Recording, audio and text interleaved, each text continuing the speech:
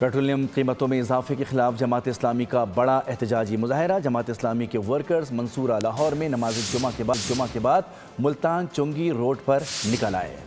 احتجاجی مظاہرے کی قیادت امیر جماعت اسلامی حافظ نعیم الرحمان نے کی۔ کہا کہ پیٹرولیم میں اضافہ کسی صورت قبول نہیں، اب افسر شاہی کے خلاف تحریک چلے گی۔ اشرافیہ کبھی عوام کا دکھ محسوس نہیں کر سکتے۔ آئی پی پیز عوام کا خون نچوڑ رہے ہیں، انہیں 2000 ارب روپے دیے جاتے ہیں۔ انہوں نے یہ بھی کہا کہ ملک میں خاندانی نظام چل رہا ہے، اب چہرے نہیں نظام بدلنے کی ضرورت ہے۔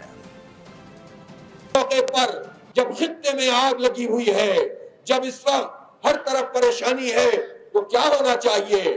یہ جو آپ کی پسندیدہ آئی پی پیز ہیں، جس میں خود آپ کے خاندان کے لوگ بھی شامل ہیں، جس میں ساری پارٹیوں کے لوگ بھی شامل ہیں، یہ وہ لوگ ہیں کہ جن سے ناجائز قسم کے معاہدے کیے گئے ہیں، جن کے نتیجے میں اربوں ہزاروں ارب روپے ہم سے لوٹے گئے ہیں۔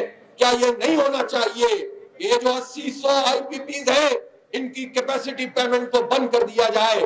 وہ کیپیسٹی پیمنٹ جو بجلی بنتی نہیں ہے اور اس کے پیسے آپ پاکستان کے عوام سے چارج کرتے ہیں۔ سبسکرائب کریں اور بیل دبائیں تاکہ کوئی خبر رہ نہ جائے۔